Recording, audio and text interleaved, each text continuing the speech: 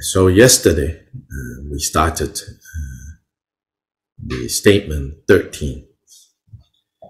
Statement 13 of chapter 6 says, Mahamudra and disciplined conduct have a single vital point. This is Jigten Sumgon's unique teaching. Mahamudra and disciplined conduct have a single vital point. They all share, and both of these share the same vital point. So we have looked at Khenpo Kunpal's commentary. So yesterday I said, I'm going to read from Dharmakirti's longer commentary, where Dharmakirti, following from the earliest commentaries, give 4 reasons how Mahamudra and disciplined conduct share the same vital point. Again, you have to remember that often disciplined conduct, especially in like Vajrayana, there's sometimes this idea that it is like a Buddhist practice for dummies, like for beginners. We are more advanced, so we don't need to occupy ourselves so much with disciplined conduct. Then often, a lot of emphasis on the view, the view, the view, the view, the view, the view, on and on. And this, Kyobpa sees as a place where one could go down the wrong path very easily, to cling on to this view, view, view. So in fact, right, the statements that came before this was basically Kyobpa in different ways, reminding us that even this view, view, view that we keep talking about, there are lots of dangers and pitfalls as we navigate, as we refine our view, as we refine our view. Then even, making statements, Kyobpa, like,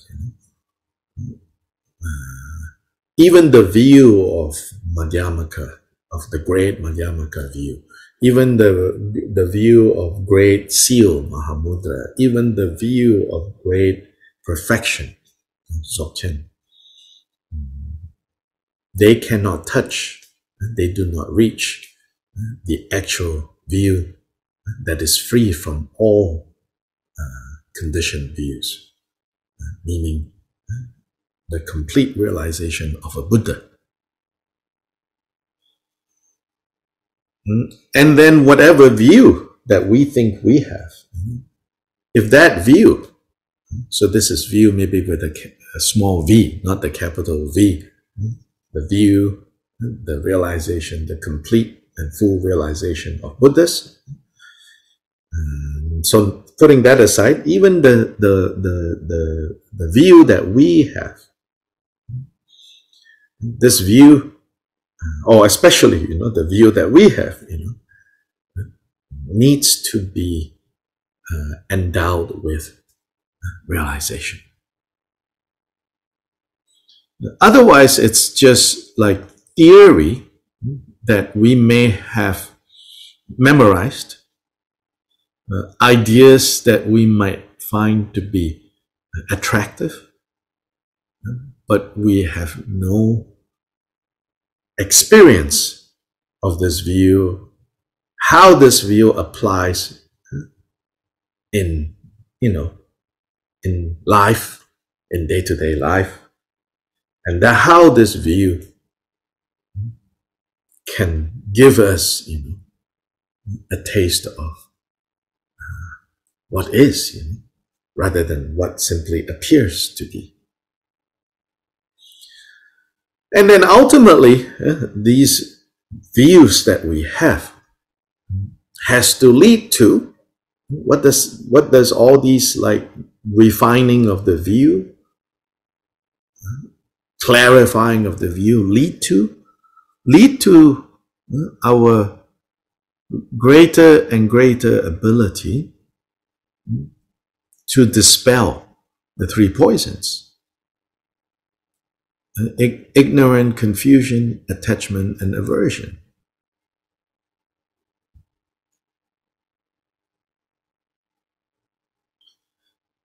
It doesn't matter how profound of a view you think you may have or you have understood. If that profundity have not served to undermine your belief in the concreteness, your belief in the stability of compounded existence, then the view has not entered the heart. Maybe better than not knowing any view at all. You have some intellectual understanding, yeah, pretty good, some benefit there. But if this intellectual understanding doesn't really enter the heart and change us, then there is the danger that when we actually need the Dharma, at that point we don't have much confidence in the Dharma. Because we say, well, I've known this a long, long time, Why now I still suffer? Why now I still cannot accept,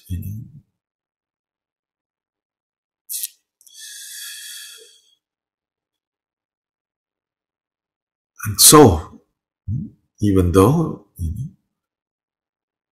having some appreciation, some understanding, some intellectual understanding, some appreciation for Buddha's teachings that help us to see things as they are, see the true nature of phenomena. If we're not determined, if we don't strengthen the determination to let these teachings actually change us, and think, when later it will change me, then it can be dangerous, Recently, I've been revising the translation of a Guru Yoga practice called the 4-session Guru Yoga of Jigten Sumgon. And there's one section that is composed by Kyobpa Dharmakirti. Very, very nice, that section. So it says this. I'm going to read to you some of it. So this is the part where you pray to Kyobpa Rinpoche, and it says, look upon me with eyes of compassion, thoughtless and mundane. Although I meditate on the rarity of freedoms and endowments, I still squander away my life. Isn't that the reality, Although on the one hand, right, I meditate or cultivate this understanding of how rare freedoms and endowments are, at the same time, I just squander away this life with freedoms and endowments. Look upon me with eyes of compassion, thoughtless and mundane. Although I meditate on impermanence and death, I still fixate on composite phenomena as permanent. Isn't that the reality, I meditate on impermanence, I meditate on death. I can even talk to others about this. Some people are even impressed when they hear me talking about this. But reality is, for the most part, I still is fixed. My emotional state still fixate on compounded things, compounded phenomena, compounded conditions, as if they are permanent and reliable. Look upon me with eyes of compassion, thoughtless and mundane, although I meditate on the unmistaken nature of cause and effect. I still pervert what to adopt and what to abandon.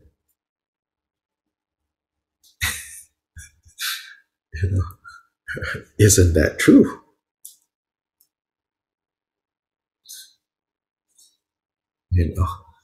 This ice cream with all the sugar, as simple as that, right?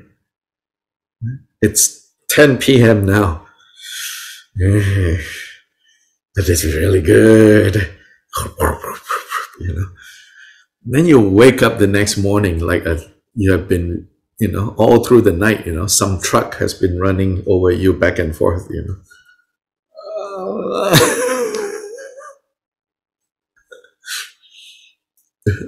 Meditate on unmistaken nature of cause and effect. But something as simple as, don't eat that ice cream, it's 10 p.m. now. Still we pervert that, Look upon me with eyes of compassion, thoughtless and mundane, thoughtless and mundane. Although I meditate on the sufferings of cyclic existence, the sufferings of the 6 realms of existence, I still take the way to the lower realms.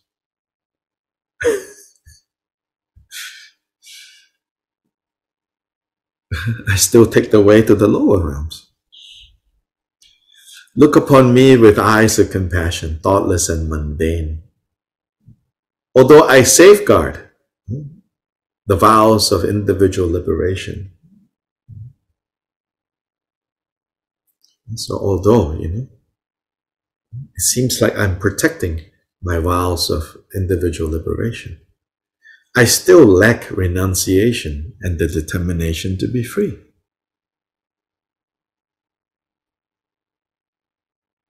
I still can't let go. I still can't let go of this. I still can't be really determined to be free. Maybe it's not so bad. Things are fine now.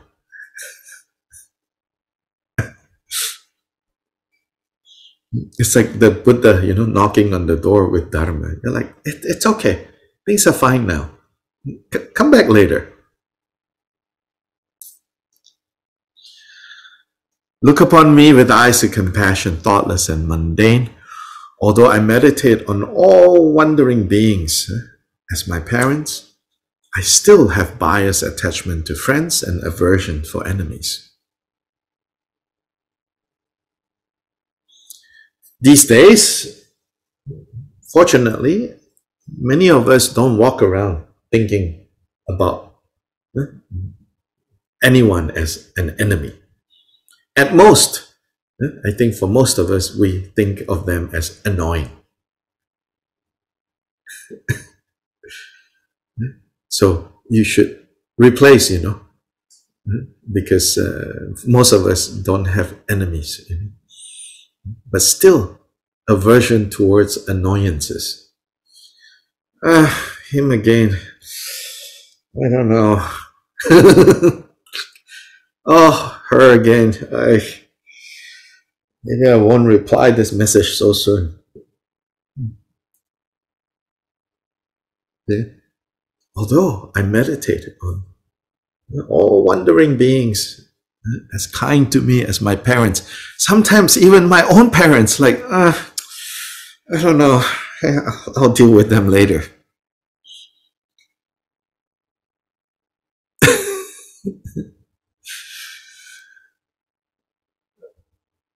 Look upon me with eyes of compassion, thoughtless and mundane, although I meditate on loving kindness and compassion. The crucial ingredients for bodhicitta. I still hold on to envy and enmity, jealous.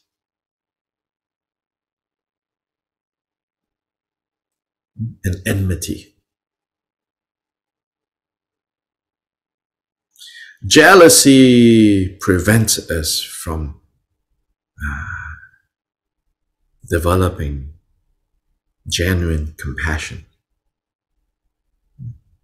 Because we're distracted by what we see as the success of these people. Then we exaggerate that. Then we find fault with that. And we don't see their suffering, you know. So envy or jealousy, it's a major obstacle. It's easy to have compassion for people whom you think aren't doing as well as you. Very hard to have compassion for people whom you think are doing much better than you.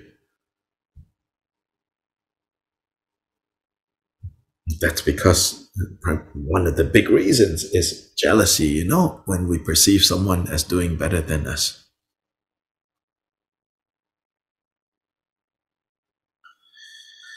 Look upon me with eyes of compassion, thoughtless and mundane, although I meditate on aspiration and action bodhicitta. Next step. So, action bodhicitta, aspiration bodhicitta. So these are relative bodhicitta. Some of you are meaning to study the great Drikung teachings to the assembly. Right now, first teaching, talking about relative and ultimate. Here, relative bodhicitta, which consists of aspiration bodhicitta and engagement or action bodhicitta. So aspiration and action bodhicitta. But fundamentally, I still focus only on my own welfare. Oh, for the sake of all beings, for the sake of all beings, for the sake of all beings. Fundamentally, me first. How can this benefit me? What do I get out of this?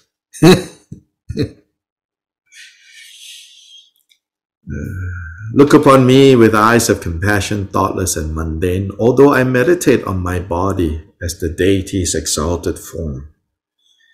I still cling to ordinary perception. So this goes on. Takes us through all the stages of development that we should work on. Really beautiful reminders in the form of praying and supplicating. Also brings to the surface, you know, what we may call hypocrisy. But I don't like to use the word hypocrisy. I think it's too heavy. Especially those of us who have Catholic backgrounds, Baptist background, even I heard Jewish background, you know, you grew up learning how to punish yourself, torture yourself, you know, self-hate. So no need to say, oh, look at the hypocrisy, you know. But this, at the same time, you know, don't think, oh, no problem, this is fine. No, I'm not saying it's fine, but this is the absurdity of our condition. Yeah? The absurdity of our condition.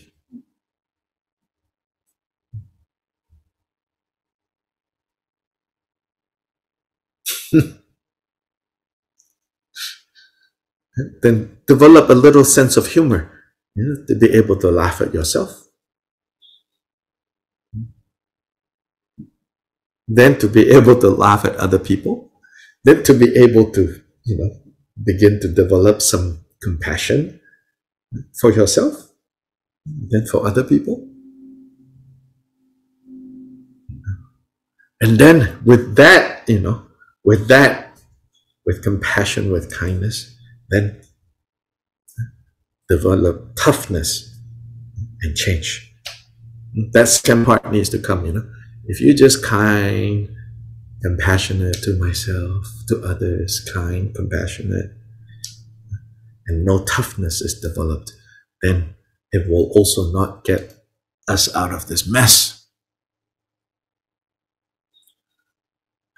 In the Chinese, growing up, there's a saying that sometimes I will hear my parents or uncles or aunts talking about other relatives.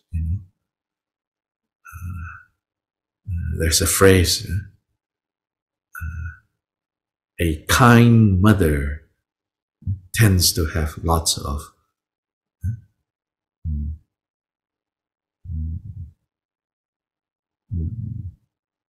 kids that are a failure.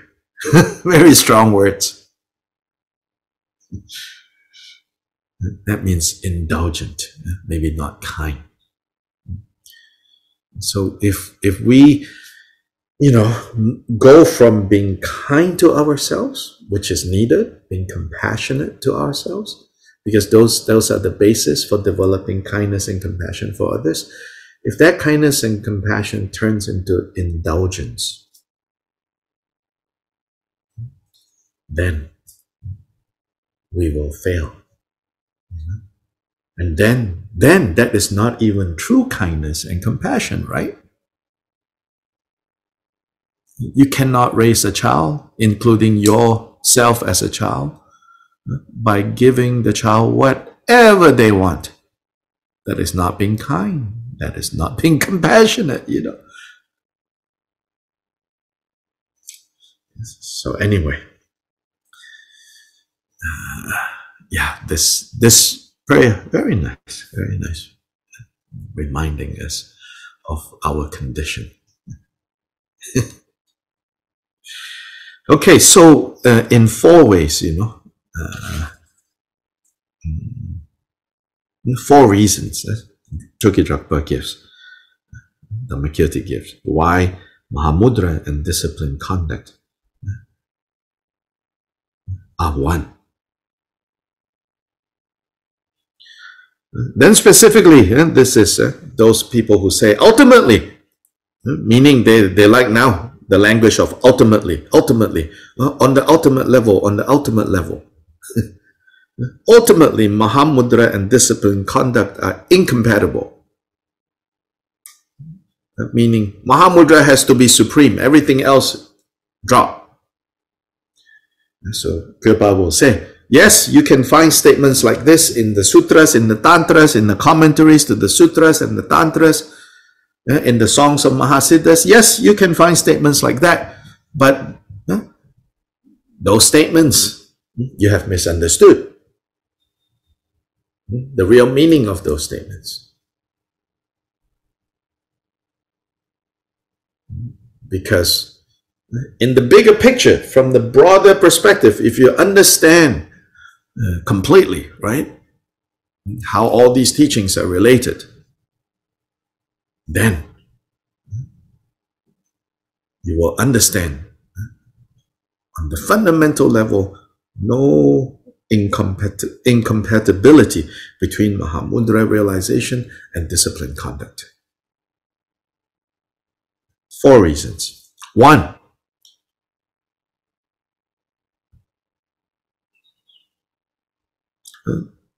being one in being alike, Mahamudra and disciplined conduct are certainly one in that they both must know the nature of samsara and nirvana, because one transmigrates in samsara owing to not understanding the meaning of samsara and nirvana. Furthermore, they are one in that both abandon grasping onto self and abandon attachment and aversion. Grasping to self is ignorance, ignorant confusion. Moreover, they are one in that both are guarded by body, speech, and mind, and so forth.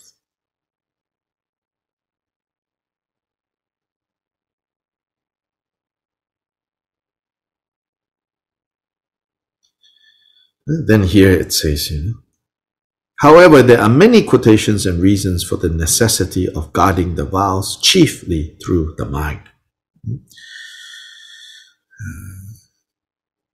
So when it comes to guarding the vows, sometimes it says that you guard the vows through body, speech, and mind. But of course, at the end of the day, body and speech in and of themselves cannot either guard or not guard. In the end, it's the mind that is doing the guarding. In the end, that's what we are protecting. So, realization of Mahamudra is realization of what? Is the realization of the nature of samsara and the nature of nirvana. What does disciplined conduct teach? Disciplined conduct is teaching the nature of samsara and the nature of nirvana. Right? So they both are coming from the same place and going to the same place. 2. Mahamudra and disciplined conduct are one in that they are mutually connected. Then quoting Nagarjuna, it is taught that the rules of conduct are the basis and support of all qualities, just as the earth is the basis and support of everything animate and inanimate. This is a letter to the king. In there, Nagarjuna talks about that. And so Nagarjuna famously taught the topic greatly kind of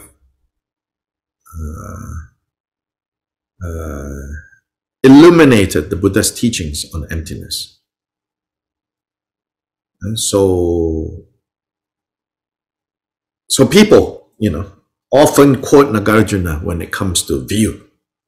Mahayana people, Vajrayana people often quote Nagarjuna when it comes to view, especially Westerners. But many Westerners who like Nagarjuna for the view of emptiness forget that within the tradition there are many other texts also by Nagarjuna that goes into the details of disciplined conduct, like Nagarjuna's letter to the king. And actually looking out there, fortunately, those of you who come from the Kasa Tibet system, you're very fortunate, because I know there is the emphasis on studying these. You study Nagarjuna's works, you study Asanga. You guys are much more educated than the typical people I run into who is interested in Tibetan Buddhism. So you should rejoice in that, having that kind of background. I'm not saying all of you, some of you are new in that system, but especially those of you who have been in the Kasa Tibet system for a while now. You actually, have all these very important foundation that has been built. Moreover, as it is said, just as here the root of the tree is the main thing, since it is the basis of all the growth and the bearing of the fruit, similarly, the Vinaya is taught to be the basis and the root of all dharmas without exception.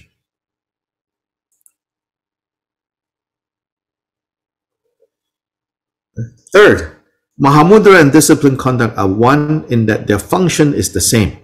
In general, they are one in that they abandon non-virtue motivated by the three poisons, a non-virtue that arises from the three poisons, and they accomplish virtuous activities. That is all the paths, meaning the whole process of waking up. All those are virtues. In particular, if one realizes emptiness, if you realize emptiness, then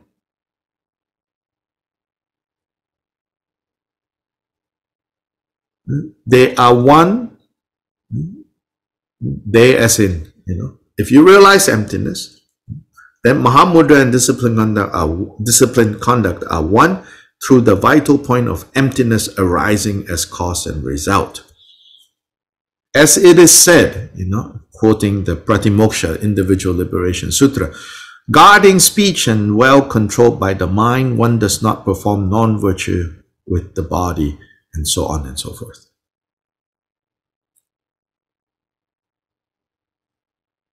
So here, Chodra is quoting sutras from the so-called Hinayana collection, the individual focus collection.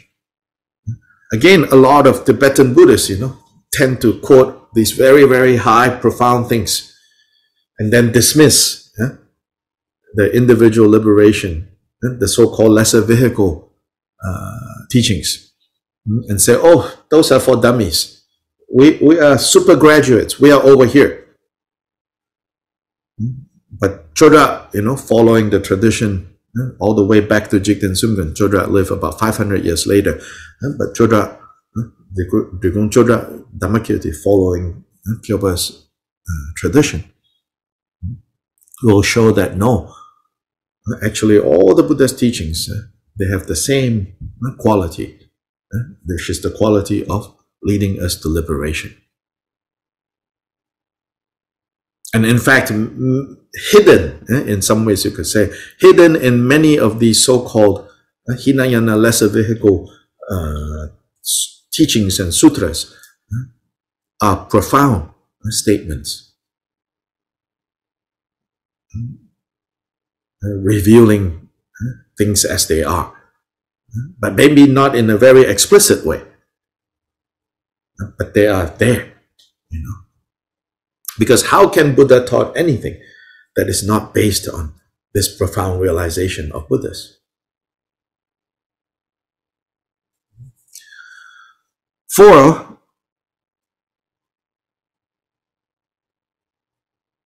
Mahamudra and disciplined conduct are one in that their fundamental nature is emptiness. The essence of the Pratimoksha vows is imperceptible form.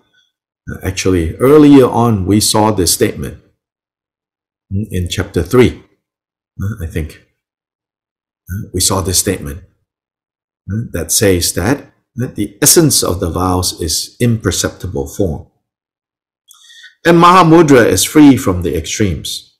Furthermore, they are within the fundamental nature, namely emptiness, one like water and ice. So the Samadhi Raja Sutra says, when this emptiness, the king of Samadhi, stands upon those of pure discipline, they are always absorbed in the nature of phenomena. This the childish, whose efforts are unsuitable, do not know. So Samadhi Raja Sutra tells us that those who are immature, spiritually immature, undeveloped, they don't understand that the king of Samadhi stands upon those with pure discipline. The king of Samadhi only arises, the supreme meditative concentration only arises in those with pure disciplined conduct.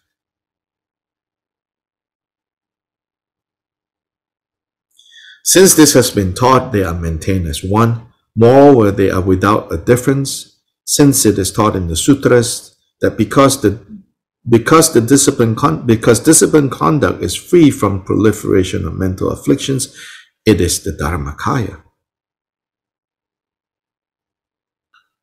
Furthermore, since it is empty of mental afflictions, it is emptiness. And since it is the purification of mental afflictions, it is natural purity. So this is using vocabulary that one might encounter on the Vajrayana level, on the Mahamudra level, which is these expressions like natural purity or primordial purity, kada, or emptiness. So here it shows, since, disciplined conduct helps us to remove negative karma, remove the 3 poisons. That is emptiness. Because what's the purpose of Buddha instructing us on emptiness? So that we can overcome the mental defilements. And since, disciplined conduct, the goal of disciplined conduct is for us to overcome all mental afflictions, discard all mental afflictions. And when we purify all mental afflictions, all mental defilements, all afflictive emotions, what is that when that happens? Natural purity, innate purity. We regain this original purity. So in that way, it is also one.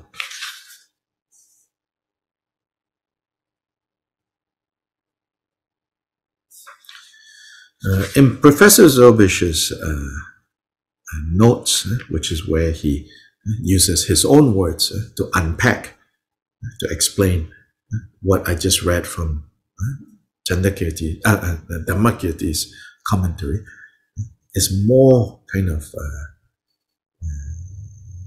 details given, and also can be very helpful. So this book, I encourage you, if you are not intimidated. If you are intimidated, then I want to encourage you. If you're not intimidated, I want to congratulate you. One of the real gem about this translation, I feel, is that he translates the main commentary, which is Dharmakirti's commentary, then also in each section, after translating the commentary, then he has a section that he calls notes. So like commentary for 613, then notes for 613. And under notes for 613, for example, the statement we're looking at now, he will help kind of clarify whatever is a little unclear or cryptic in the commentary by Dharmakirti. And then he would often clarify it by giving us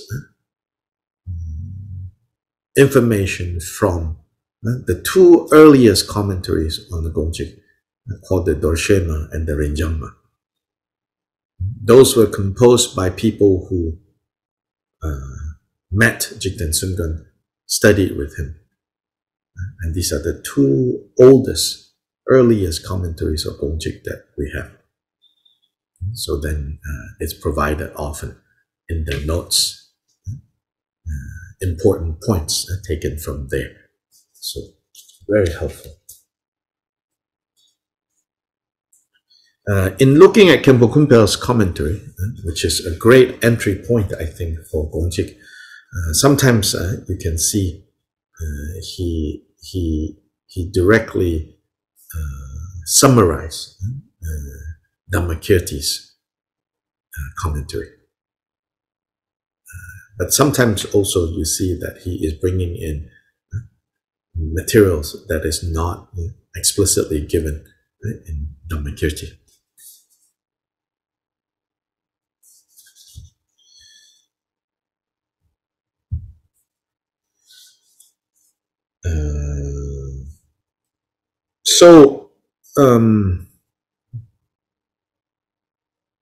Now, 614.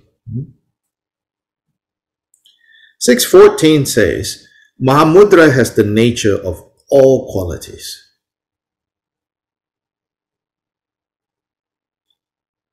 So Mahamudra is not just emptiness. It's not just transcendence.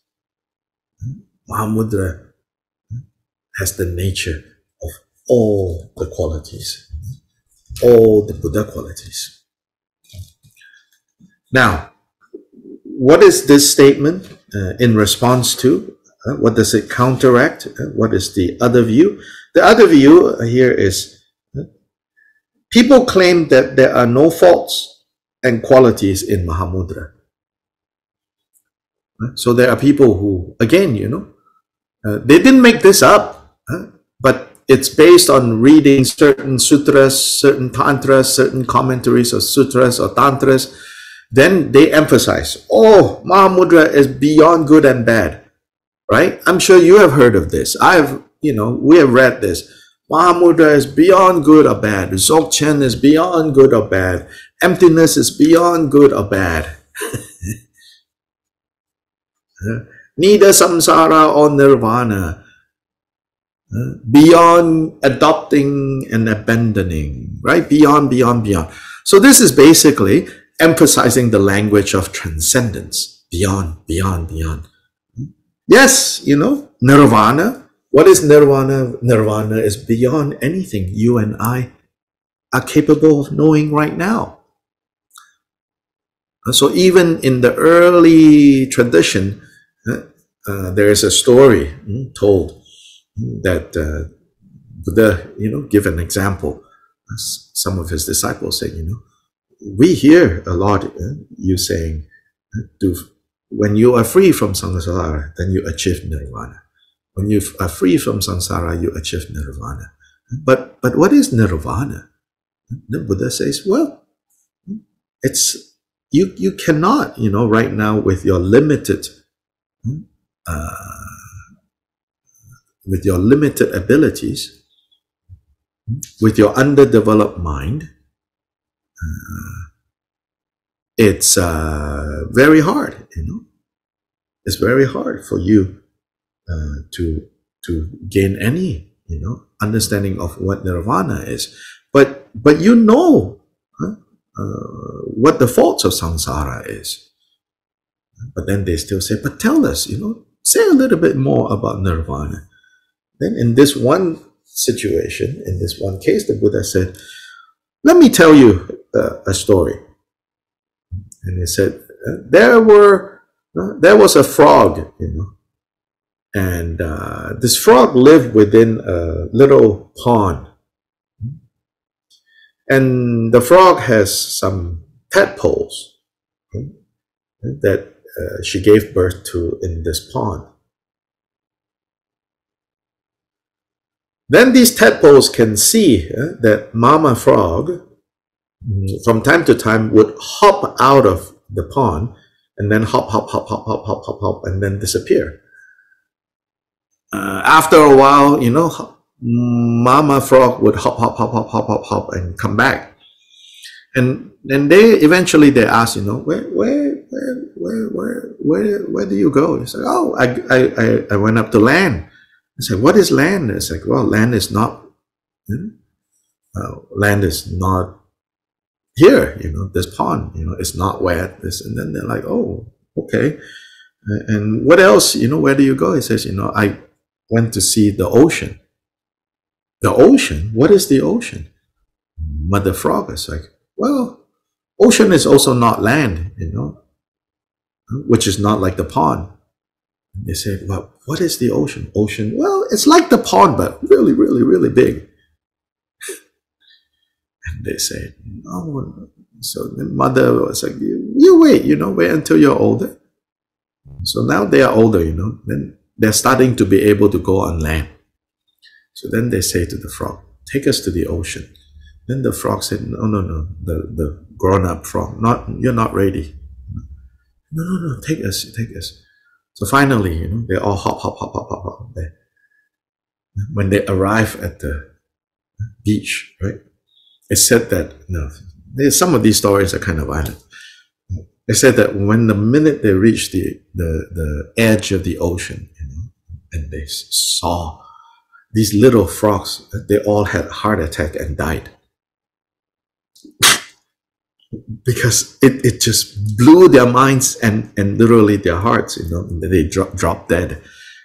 And the older frog was like, I'm not ready, So there's certainly, these kinds of stories that says, nirvana is transcendent. And so Mahamudra is transcendent, is beyond good and bad, is beyond faults and virtues, all of that, beyond virtue and vice,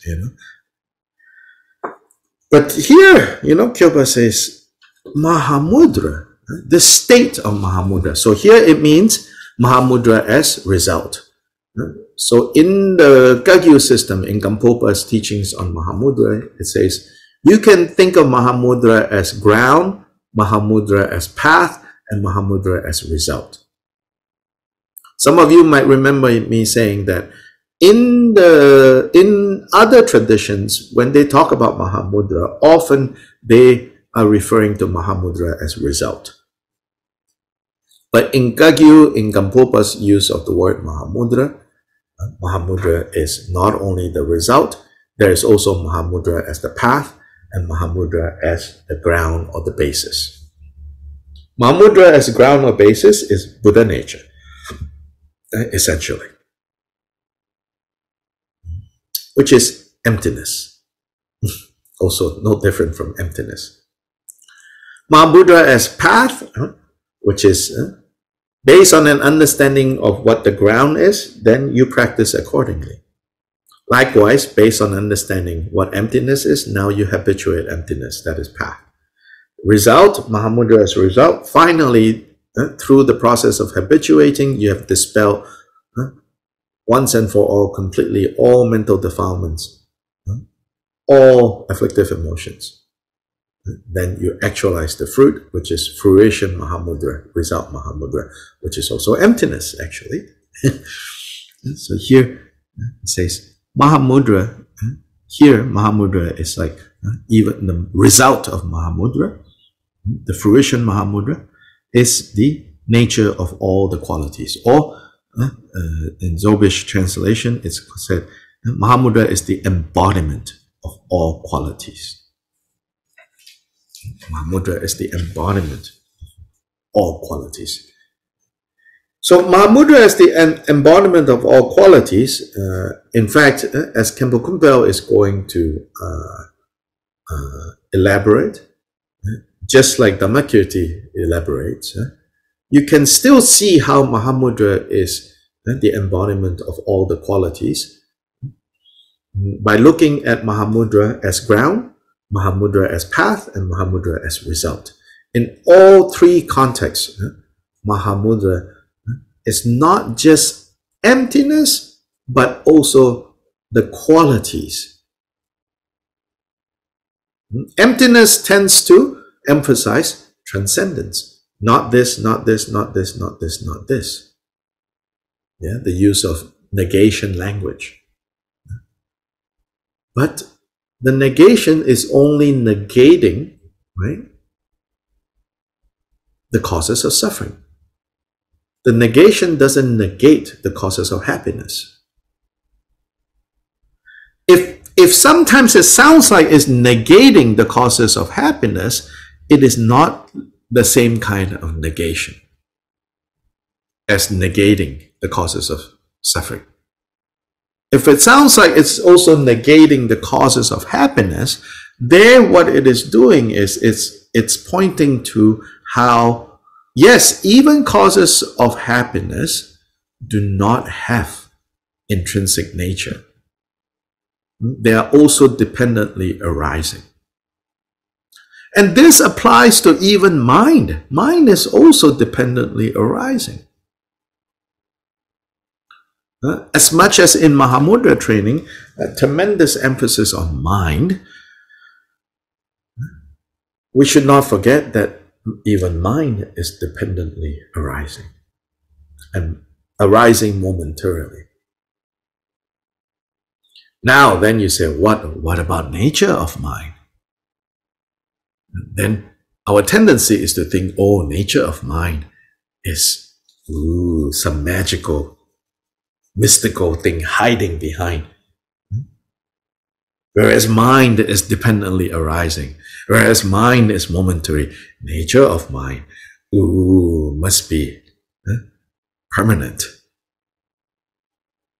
And again, sometimes you're going to come across Mahamudra material, Dzogchen material, or Tantra material that seems to suggest or hint, yes, there is mind with capital M.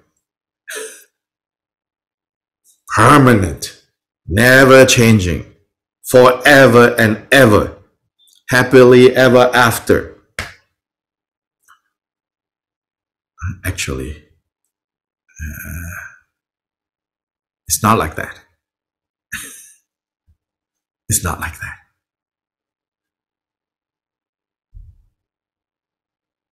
No, always, the teaching says, Mahamudra and emptiness, talking about the same thing, pointing in the same direction.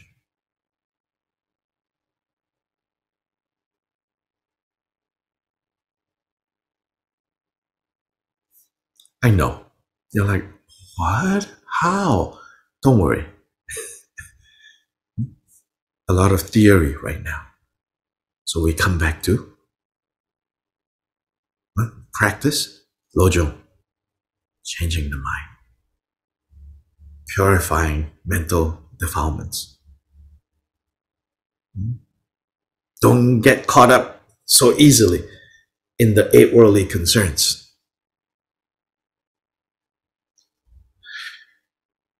Those are things that we can do, you know. To speculate too much on, woo, careful, you might be those little frogs. Hop, hop, hop, hop, hop, hop, kaboom. Explode.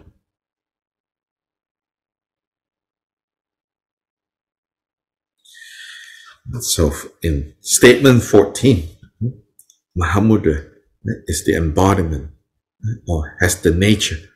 The nature of Mahamudra are these qualities, these Buddha qualities.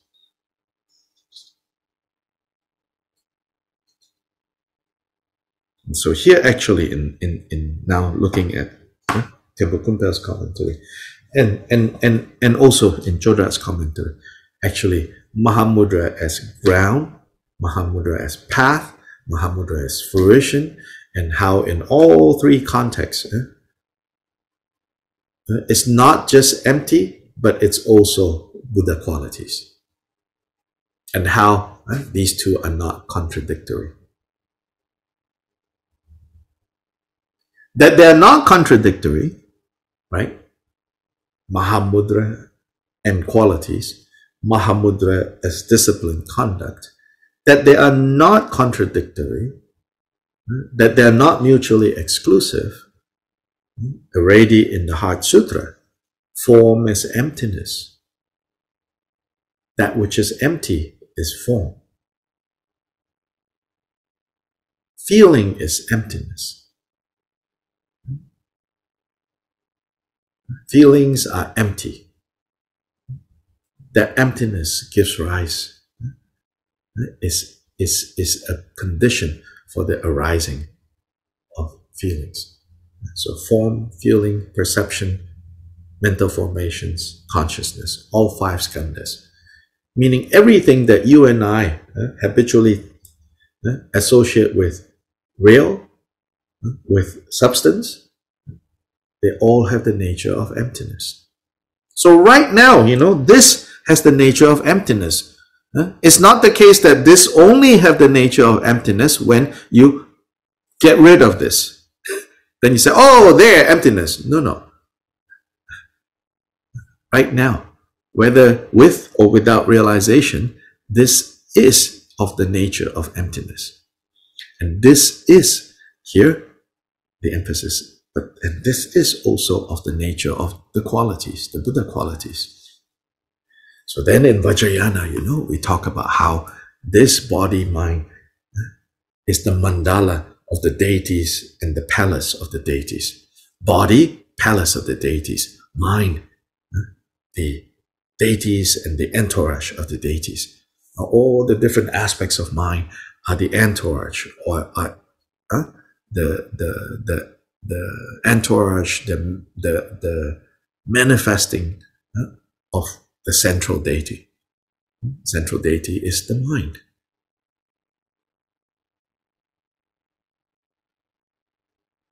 In Vajrayana.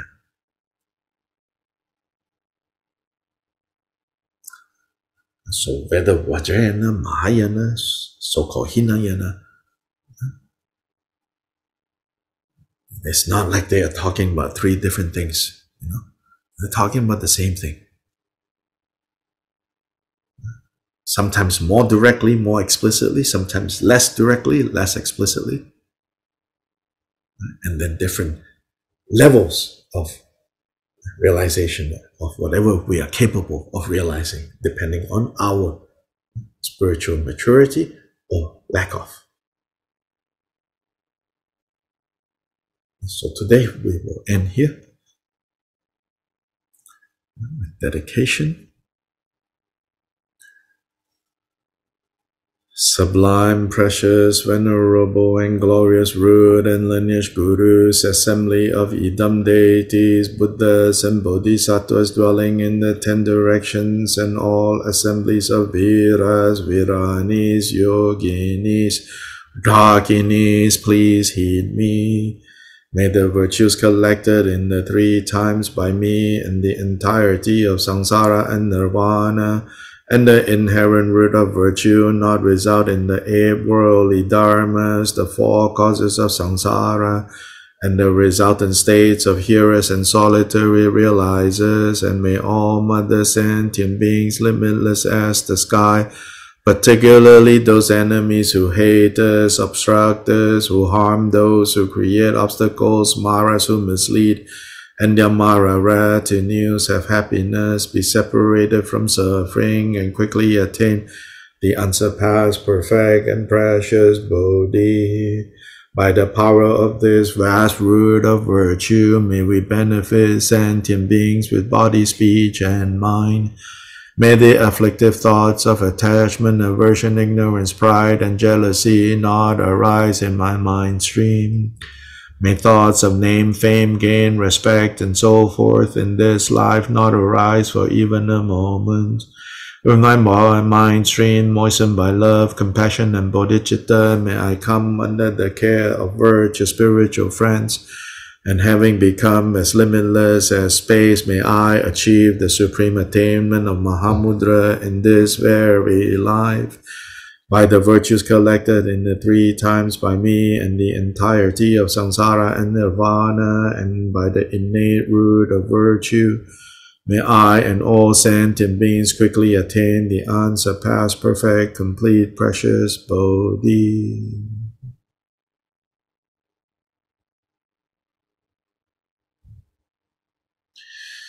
Okay, Hatha. Thank you, Lord.